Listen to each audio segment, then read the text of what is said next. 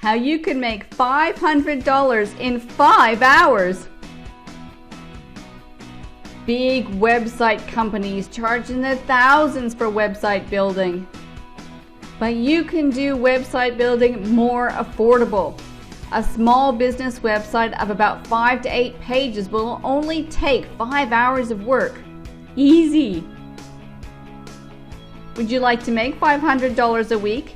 Well, that'll only take 5 hours of work.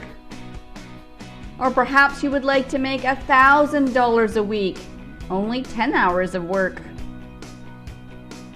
How much money would you like to make building websites? It's really your choice.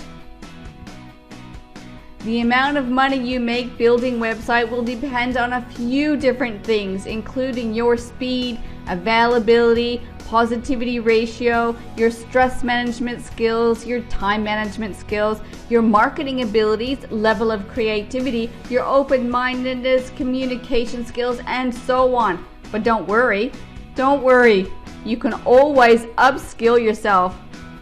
In fact, you can gain some of those valuable skills and abilities right here in this course.